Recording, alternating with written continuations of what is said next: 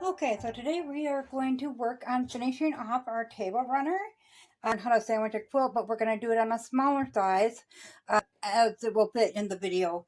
But we will actually be working on this once I show you how to do that. So I had these two blocks here, and I thought, well, maybe we can do a placemat or something like that with them. So we're just going to use one of these to show how to sandwich your quilt. And I just used leftover batting. When you make a quilt, if it's not the size of your batting, for instance, this was a twin, I didn't need the full length of it, so I do have this times the width of it. So it is a natural cotton batting, needle punch with a stabilizing scrim. That scrim makes it so much easier to sew on the machine. So you'll just unfold this. I don't know if you can see that. The side with the texture on it is your top side. And the smooth side, you can see, you can feel it better than you can see it, I guess. But this is actually smooth, though you can see a little bit of the indentation. It is a smoother side, and that will be your bottom. And that prevents the needle from pulling the batting up when you're doing the top stitching. So we are just going to cut the batting. I start with approximately the same size as this. You can always trim it down if need be once you get it laid out. So if you're making a quilt, you will do the same thing. Our fabric, when you lay it out, is going to be the right side down. So if you were, and I'm going to show you this just because that's how you would do it on a big quilt. I actually have two pieces of PVC that are like 7 foot wide. And I just take the first one and start rolling it around the top on the batting. Sometimes I will do them separate, depends on how my batting is. But you do want to make sure there's a little bit extra batting on every side. Okay, once you get that equaled out a little bit, then I just take this piece here, or your center rod, and I bring that over it, and I just use painter's tape and tape it on, but this one's so small, we're not going to need the tape. And then you'll just roll it up on there. So you'll roll that up onto the pole, and then you'll roll your backing up onto the pole. But if you can just imagine, we only have this is all rolled up here. So we only have a little at a time to work with. Some people use basting spray, others do not. I choose not to. So you're just going to take your start and you're going to center it. You want an extra on the outside of it. You're just going to center it on your piece, your backing piece, and you're going to unroll them and pin as you go. Okay, then you're going to take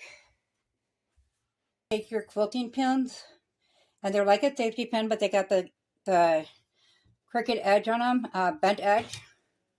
So I just pin about every 6 inches. Even when I'm on the dining room table, I put a mat or a ruler or something underneath of it so it doesn't scratch up the wood when I'm doing this, because these will come right back up. You poke them in, lay them flat a little bit, and they'll poke back up for you. So you just continue to work the length of the quilt, making sure you pull everything nice and snug. And working your batting, your batting and your quilt top out. Okay, this one's really small, but on a big one, if you can imagine, you're making several rows as you go. I'm just going to pin it once through the middle here. And I've seen some people that just put them all in and then pin them later. I find I mess up a lot when I do that. You can certainly try it, however works for you. That is how quilting is done, whatever works for you. When I'm quilted, or pinned in, I like to flip it over and look for any spots that may be bunching. I do smooth it from side to side. Sometimes you'll see a big, like this here, and then I'll just flip that corner over. I tend to have a lot of it with the corners. Smooth it out, hold it while you lift it, and repin it.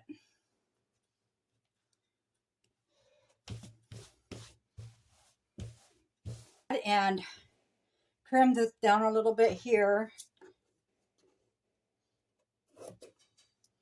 This is a smaller piece, so we don't need much left over on the edge. However, when doing a quilt, you want at least a good 2 to 4 inches on the outside, even if you're doing it on your machine. So this is ready to be quilted in, so I will meet you back at the machine. So this is the batting, and on the batting paper that comes in with it, it'll tell you the stitch distance. So this requires stitching up to 10 inches apart, which means you cannot leave an open 10-inch space on your quilt. You have to stitch within every 10 inches of every direction. So do keep that in mind. What you're going to do is you're going to pull make sure your backing is nice and tight on there. Pull your fabric so you can see that seam. And then you're just going to sew down the center of that. As I said, I'm nowhere close to perfect, and I know the slower you go, the better you can hit exactly the right spot when you're stitching. But as you can see, I definitely need work too. You're not going to get it the first time. If you have, like if I would have used a brown thread, which I would have normally, but I wanted it to show up for you guys, then you wouldn't see it as much. But with the white, you are going to see it on here. So we'll go ahead and we'll try a little more here.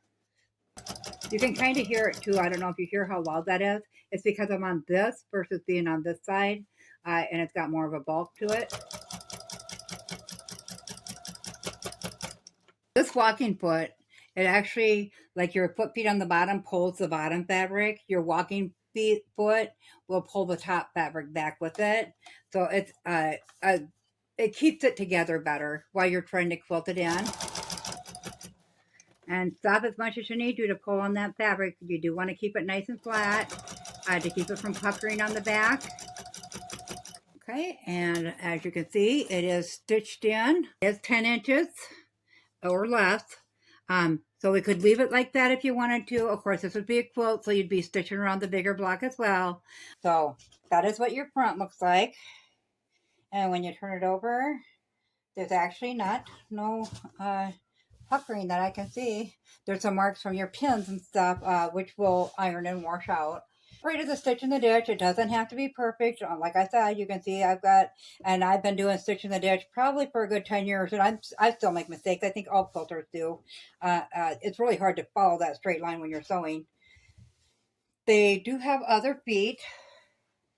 Let's see, the walking foot I showed you, but they also have numerous feet for machines, and they have one like this with a little guide that would go right along there and catch on the side of your fabric. So say your line was sewn there, and you have that in your walking foot, it'll follow this straight line to sew this straight line. Kind of a neat little tool for your sewing machine. So if you've been afraid to start the stitch in the ditch, give it a try. I mean, what's the worst that can happen? Nothing we haven't done before in sewing. Let's finish up your quilt. To put binding on, you can either, when you get it all stitched in, you can either cut it off and put a binding on. I often just take my extra and fold over like that, and then just stitch it down. I hope you enjoyed the video, and I hope you found some things helpful. Let me know in the comments below what you're going to try next. Thanks all.